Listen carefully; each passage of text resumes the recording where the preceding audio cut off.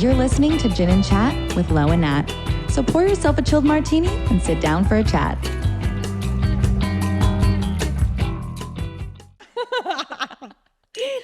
Cheers. Welcome back to Gin&Chat with Lo and Nat. The switch up is crazy. We went from cute shirts and gin martinis to baggy t-shirts and beers. And you're really getting to know us now.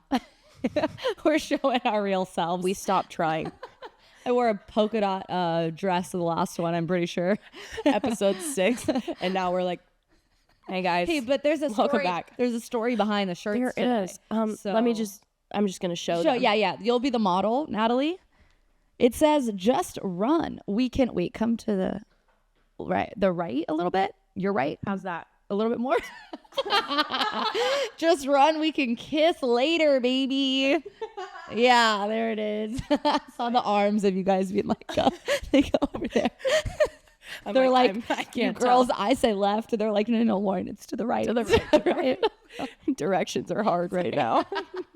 We lose our minds. Wait, in the podcast I just had deja vu. Oh, do tell. Just to the right. To the right, to the right. No, it's to the left. It's to the left. That's the Beyonce song. Wait, can we sing that Anyway. really quick? To the left, everything you own in the box to the left. It's really upsetting that I don't know the words, but I'm sorry. That's bad. I'm going to totally get canceled for that. Natalie, get out of here. Anyway, you're probably thinking, what the heck are those shirts? So let me tell you. So there's this friend of mine in Arizona. His name's Barrett. He's a really great guy. Shout out, Barrett. Shout out, Barrett. We're actually going to Cabo with him Yes. soon. So we'll probably be having a lot of Coronas with Barrett. And you will see the vlogs. So follow us on TikTok. But he was actually the first friend that I met when I moved to Arizona. We connected via social media. As and people do nowadays. He is a go-getter like myself and also a Sagittarius. Actually, his birthday is the same. I was going to say, exact let day me as just mine. preface this. They're the same people in female male form. Yeah, he's the male version of me. It's awesome. It's pretty funny. I literally I'm hanging out with like 2 Natalies when I hang out with them. I met my twin. It's just me and Josh. Like, I met my twin and it's awesome. But anyway, he started like a million clubs in Arizona, and one of them is a running club. Yeah. The Natty Performance Run Club. And so these are like shirts from their run club. Yeah. It's Mind you, have I ever been to Run Club? No. we should go when I move there. I know. Yeah. We that'll be should. fun. I just. How long are the runs? She's a runner. She's a track star. Oh, you know that one. I believe the runs are supposed to be easy. They're approximately 3 miles. Oh, we got that. Guys, I know. I think for me, running is a mental game. Like It is. It really is, because listen, I danced a 3.5-hour show every night for like 2 years straight. Like I was fine. Like my cardio is for sure good enough. It's totally fine. You I can just do it. It's just you need to mentally prepare for it. Yeah, I just hate running. Okay, well, But you ran a marathon, so half marathon. I did, yeah. So I ran a half marathon. Why? I still to this day have no idea. because you're a runner and a track I'm a star. runner. I'm a track star. Here's the thing. I didn't even know you had to pay for it. So I saw our friend Piper ran the LA Marathon, and I saw her afterwards, and I was like, that's so cool. I could probably do that. Yeah. And at that time, I was coming off a show where I had like a 5.5 minute solo 8 times a week. So I was like, my cardio is for sure fine. Totally. And so I was like, you know what? I'm going to do the OC half marathon. Love. Again, why I decided to do that? I literally have no idea. I had never ran more than 3 miles when I decided to challenge do that. yourself. I guess. I don't know what I was going through, but I was like, okay, it's in like a month and a half. Perfect. Also, that's maybe one of the first times I've looked at my watch, like, and I've actually had a watch on. I'm so proud. Because you know when you're like, oh, The reference actually worked this I time. literally have my watch on today. Okay, so then I decided to do it. I went on the website, signed up for it. I was thinking you just have to type in your name. False. You literally have to pay like $100 and something for it. But I was already Crazy. committed in my mind, so I was like, okay, let's just pay it. And then I was like, damn, I probably need to get running shoes. I was like, I don't have those. So then I go to Roadrunner and I got the like insoles. I got the right fitted. shoe. I bought all the gear, the belt, the gels, like everything. And then also, mind you, it's in Orange County. And I'm like, wait, I live in LA, so I don't want So I was like, I don't want to have to drive up that morning. So then I tell my parents, I'm like, oh yeah, I'm doing this half marathon, and they're so excited. They're like, wait, we want to come support. They're so supportive. They had the most fun that day too. So they were like, actually, you know what? Let's just all get like a hotel there for the weekend. Like, amazing. That way you're there. So I was like, perfect. So for how much I spent on like signing up for this damn half marathon, all of the gear, the hotel, I literally could have just had like a staycation and a spa day. So you're thinking to yourself, what am I gaining from doing this marathon? Literally. And also like no one I knew was doing it. Like I didn't have any friends who were doing it. I was solo in this, and my parents and my friend Courtney was the only one to come support because it was in May. I think you were in Europe at the time. I think I was in Europe. So yeah, I did finish it. I ran the whole entire time. Let's go. I don't know what my actual time was, nor did I care, because I was like, not about that. Did I sprain my ankle? Yes. Yeah. Well, did I have to wear a boot the whole next week? Yeah. So lesson be learned, maybe train for it, because I didn't train. I had a month and a half. I did go from 3 miles to 13.2 miles in a month and a half, which is very good. Yeah. And it was a mental game. And I think what got me through it was High School Musical 2 soundtrack. Hell yeah. That was on repeat. I want it all. I want it. You know that you want it. Yep. Something like that. Yep. Close enough. No, I actually, speaking of High School Musical, I was obsessed. Like obsessed. Actually insane. I had the board game. Did you? Yeah. And I specifically remember my neighbor growing up, Grace, she will tell you this story. We were literally playing it one time and I got upset about something because they were like making fun of me or something. And I take that to heart. Like, I don't like to be made fun of. And I literally said, I'm pretty sure the quote was, High School Musical is my life. So dramatic. Yeah.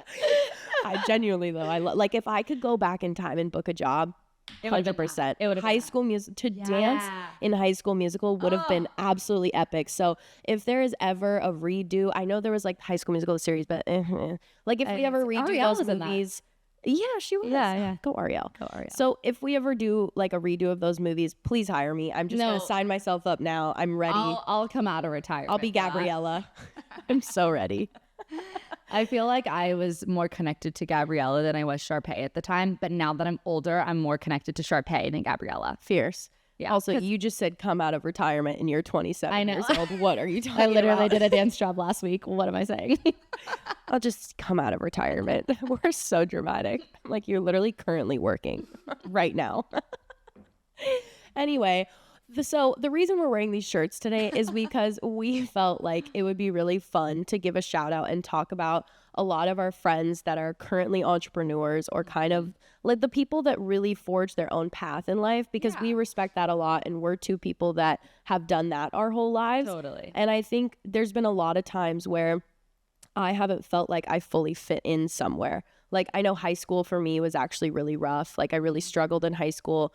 I was always saying no to hanging out with people because I was going to dance competitions on the weekends. And I knew that there was kind of a greater purpose for me, but I just never felt like I really fit in anywhere. And I was always confused. And now that I'm older, I look back and I'm like, no, it all makes sense. Like all of those sacrifices I made were to get me to where I am now. And I've just never been satisfied going with the status quo. Oh my God. That was actually perfect. Thank you. I literally came up with it in my brain as I was speaking. I was like, oh, this is gonna hit. I came up with it in my brain. That's kind of hilarious. Because duh. Obviously. But yeah, I just feel like it's so worth it to, if you have this like gut intuition that you just aren't meant to do what other people are doing, or you feel like you don't fit in, like run with that. Trust your gut, go with your gut and do what you feel like you want to do, and you will never it will never fail you. No, because everybody has their own path. And I think when you're growing up in especially like a school setting, like you are on the same schedule as everybody else in your life and you want to fit in. That is like your priority. But then you realize as you get older and you grow into like knowing yourself more, I think you kind of understand like, oh, I actually need to go with my gut because this is the path for my life. And it's going to look different than everybody else. I wish they would have taught us that in school. Like totally, you don't have to follow the status quo or follow your friends or mold yourself into something you don't want to be to please other people, because you're protecting their peace but you're not protecting your own. And peer pressure is crazy. Like I feel like you know, I shopped at Justice and Limited too, because that's what everyone was doing in those days. I loved that store. I did too. I actually used to. So how my dad taught me how to budget, it was actually genius. But what he would do is he would give me like, I don't know, $100. And he'd be like, okay, because you got a good report card, you can have $100 to spend at Justice. But I couldn't just go to the store and shop at Justice. What he would make me do is I would have an Excel spreadsheet. That's crazy. And he would make me smart online shop and figure out what items I wanted. And then I would have to plug it into the spreadsheet to figure out if it added up to $100 or not. And if I was over, I couldn't do it. So I literally had to budget out what I was going to go get. And then I would go shopping. That's so smart of him. I didn't know what Excel was until high school. Definitely. I talked about thinking cash back was free cash a couple episodes ago. So True. Maybe I needed Mr. Peterson to come in. You live and you learn. I was screaming. So yes, our friends that are entrepreneurial, we feel like we have a couple of those that we're like, you know what, go you. Like, I love that you're just doing your own thing. And so we're just going to shout them out real quick.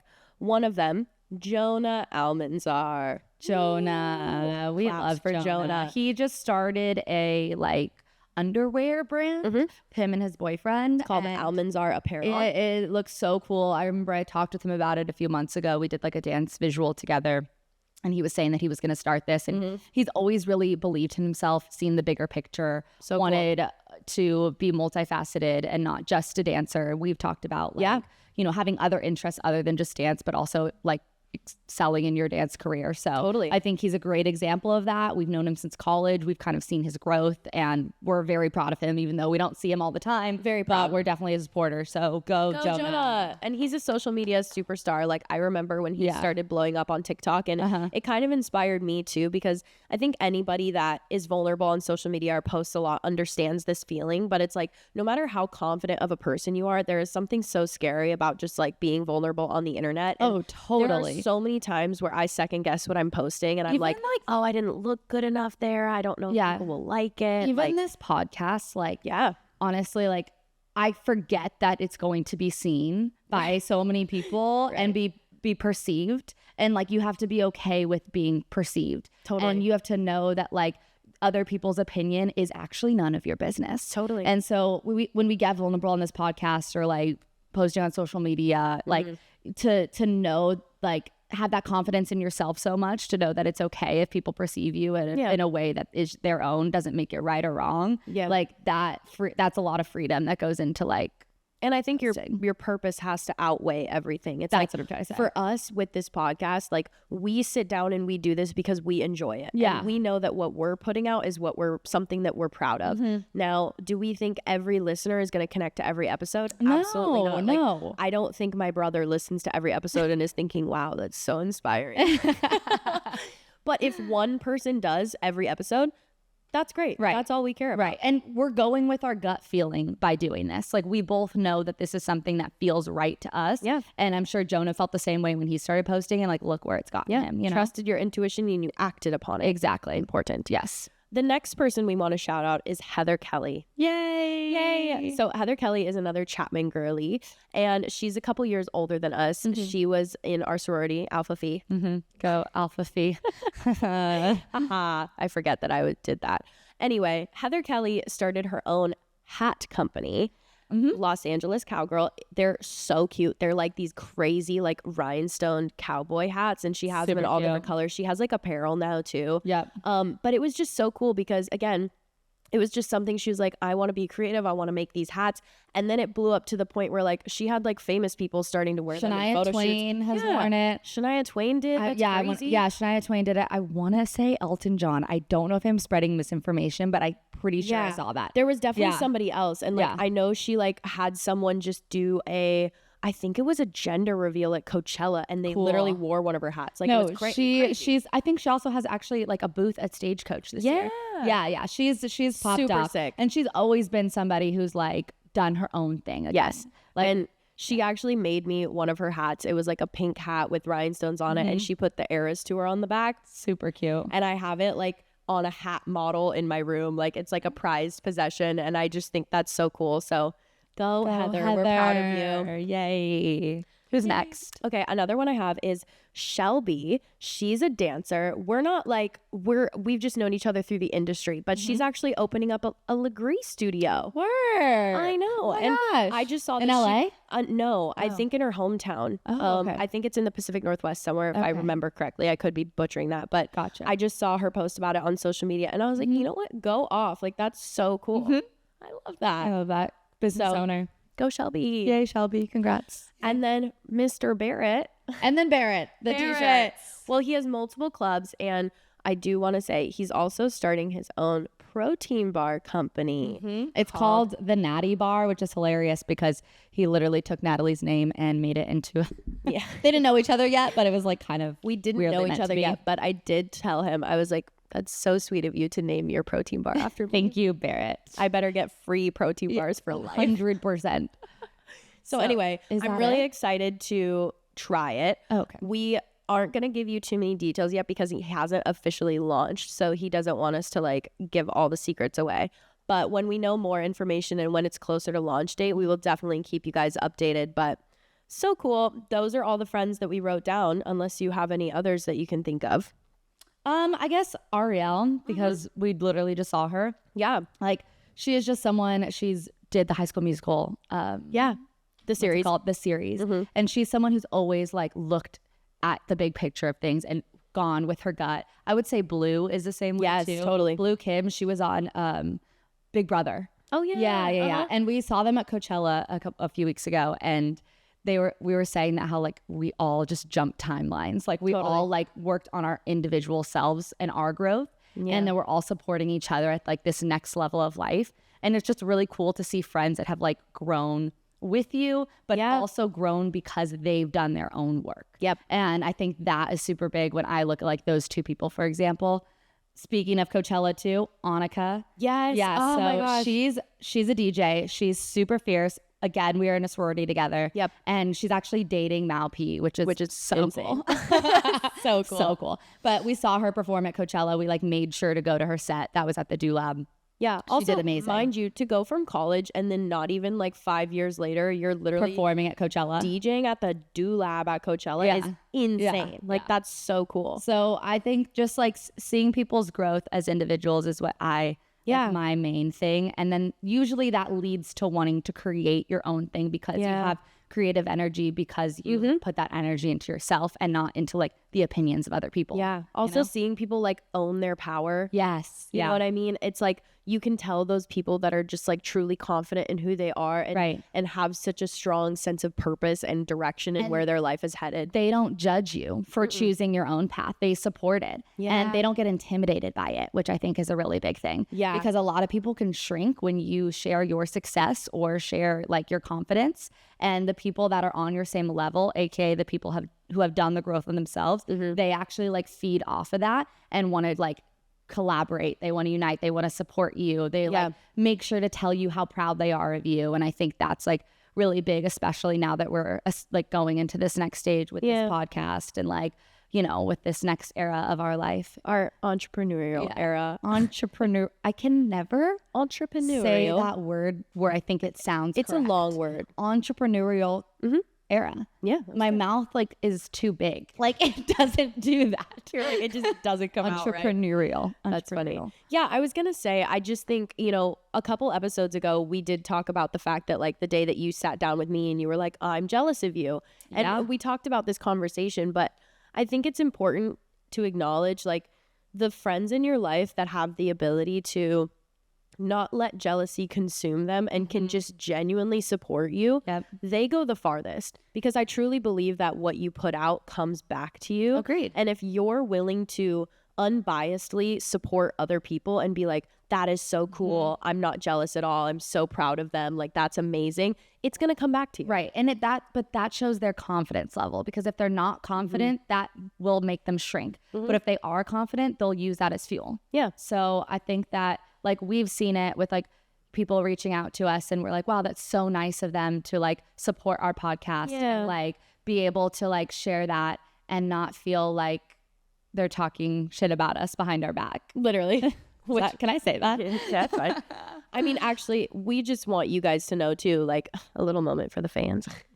we do read all of your comments. Yeah, and we do. It actually is so mind-blowing and so cool when we see comments of you guys saying like, this was really inspiring. I learned so much from you. We feel like you're like our older sisters talking to us. I love that like, comment, the older sister comment. I know, that's my favorite. Yeah, because we don't have older sisters ourselves. And I feel like we had to do so much of that on our own. Yeah. And I wish I would have had somebody to like talk me through those stages. I have an older half sister, but she's 16 years older than me. That's a lot. So older, she definitely like raised me when I was like little, but then she was not around when I was like in my teenage years and everything. And also my brother and I literally fought all the time when we were teenagers. We were like, he built my backbone though. I truly believe that. Yeah. But like it, you know, it's not like he could give me like sisterly advice that I was looking for. And I do think I got some of that from like the girls that I danced with, because I was kind of always on a dance team with like older girls. Okay. But yeah, it's just cool that like you guys see us as that outlet for you,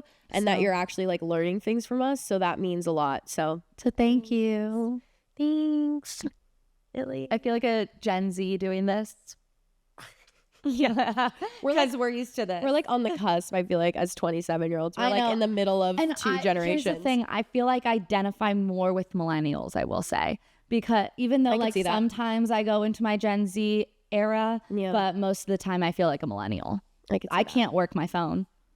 Like Natalie works my phone most of the time. It's true, I do. I can't do it. She's like, I feel like I just learned by doing.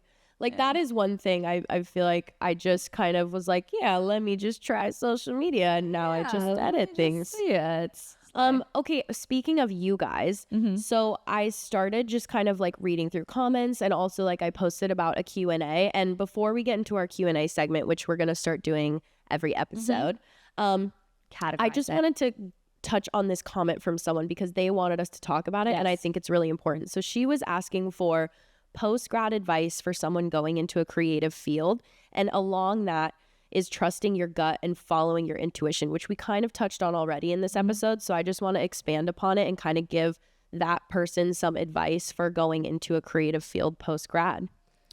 Whew, that's a great question. I mean, post-grad is a difficult time for everyone. I think you're just, again, first time ever where you are fully up to your own schedule and your own life. And I think being very intentional about every aspect of your life is going to help build the life of your dreams or the career of your dreams. So I would look at every part of who you are, like your morning routine, sit down and write down exactly what like your dream self looks like and what that person would do. We kind of discussed that in the first episode. And those little actionable steps will kind of help, one, create your mindset to build up to that career that you might be wanting. Yeah. And then two, will allow you to have some sort of routine and normalcy every day when you are kind of like, that's been stripped away from you post-college. Yeah. And I also think another thing is like, trust your timeline. Yeah. And don't compare yourself to others, because as soon as you get post-grad, it's going to be really hard, because you're going to see like within the first year, Sally might be already succeeding at something you want to do. And then somebody over here is going a completely different direction, and you're like, oh, what's happening? And I know we experienced this because we were in a creative field. So you automatically want to compare yourself to other people, but it's important to respect your own timeline and know that things are going to happen for you when they're supposed to. So go with your intuition, but allow yourself to make mistakes. Yeah. It's okay to make mistakes. It's also okay to change your mind. Also, like, you're going to think you're so old at 22, 23 when you graduate. Like, you're not. You are not. You are so young still. Yeah. And we're still young. We joke about it, but we're still young. Trust me, like, and you will feel your frontal lobe develop at 25. I will say that too. Like, I feel like my life started at 25 when that all clicked. I was like, also, can we just talk about the fact that, like, so I'm just going to say this, like, your boobs develop before your brain does. Literally. Make it make sense. That's horrible. I know. Come on. And the fact that you can, like, drink and all of these other things before 25, yet you can't get a rental car until you're 25. I don't understand that. When's the age that you can, like, rent a hotel room again? That's 18. Oh. I'm pretty sure. Never mind. Yeah. All right. But rental car is 25. Okay, because I remember I went on a trip to go choreograph for a dance studio, like in my early 20s. And they were like, oh, we'll just get you a rental car. And I was like, I'm 23. I can't drive one of those. And they were like, right, we'll pick you up. Yeah. So funny. But anyway, I just feel like my advice for this person is like going into a creative field. It's hard. It's going into anything creative. You're obviously going to have a lot of self-doubt and uncertainty. Yeah. Just in any type of those careers in general. Right. And so I think it's just important to have a really strong sense of self, continue to work on yourself, know what you really want and what you don't want. And then, yeah, don't be afraid. Like, find good people to surround yourself with. I think that's another one. Like for me, I know personally, like dancers don't have to go to college. It's not like you need a degree to go into this field. And I definitely could have chosen to move to LA right away and pursue this career. But I said, I am not ready as a person. No. Like I need time to grow up. And I'm so glad I made that choice because say that too. Me going into LA at 22 was a completely different person than I was at 18. And I was so much more ready. I would have been chewed up and spit out if I went into it at 18. I would have 100%. been completely lost. And everybody's different. Like I know people that went at 18 and they're totally fine and successful, and that's amazing. But I was not ready. I knew it. Yeah. And I think having really great people around me to ground me and hold me down really kept me humble, and also just like made me secure in what I was doing versus just going out there at 18 and being like, I don't know, I'm lost. I have a good recommendation for that too, because one of the best things that a mentor ever said to me was like, the best dancers, or we're talking in terms of like a creative field, are the people that know themselves the best. And I stand by that. And I think when I heard that and when I started doing that work, I actually really started to grow. And love that. What helped me do that, it's an app. It's called Activations, but she might have changed it to Superhuman app, but it's by Mimi Bouchard. And it has literally hundreds of these activations. They're not technically meditations. Like you can put them on in the background. But they have like writing prompts. Cool. Where it's like writing your future self, and she'll ask you questions, and you really are able to like dissect yourself, look at what you want, you don't want. And I feel like that really helped me in those years. I still do it to this day. I do it all the time. I literally listened to one this morning. So I would download that app. That's my recommendation for that. Oh, I love that. Yay. Okay, well, I hope that we kind of gave some advice and helped you with that. But we're going to go into a little bit of a quick Q&A. So we're going to start doing this every episode. We actually got so many questions, so thank you for that, it was wild. We were not expecting to get that many questions. I was like, maybe we'll get like 5. So we'll start answering some every episode. But our first one is going to be, how do you overcome anxiety or nerves on a new job? Ooh, I definitely want to touch on this because I remember I told Lauren this, but like first week of rehearsals for the Eras Tour, I remember I had the worst imposter syndrome. I literally would go home and cry, and I was like, I don't belong here. Why did I get this job? I don't deserve this. And I think what helped me overcome that fear was, at one point, I literally just had to sit down with myself and be like, no, bitch, like, you're here for a reason. You are either going to suck it up and show up and do your job, or you're going to get fired. And it was a little bit of tough love moment, but kind of going along with our idea of like, be delusional a little bit. Sometimes you have to have slightly inflated sense of self, but just follow through with it. It's like, allow yourself to be a little cocky and be like, you know what? No, I am here for a reason. I deserve this. I am owning this. And then you own it. And then the more you can talk yourself into it, the more you will follow through with it. And then it will actually become true, and you will live in it and be in it. Exactly. My dad would always say, what makes you successful is an overinflated sense of self. And he would tell me that when I was like 10 years old. And I was like, yeah, you're right. Because I really think the difference between people who get shit done, excuse my language, and the people that don't are the people that actually believe they can and take action on it. You have to believe and see the future before it happens. It's like, I know that I'm going to accomplish this, and then you will. So for that person who's on that new job, just own it, be confident, have a little bit of an inflated sense of self, know that you're there for a reason. You got hired for a reason. There is no mistake there. Like, there is a reason you were put on that job. So just own it and enjoy it and live in it. I have nothing more to add to that. That was great. Fantastic. Next question. This is a funny one. What were we fighting about in Vegas? All right, I'll take over for this one.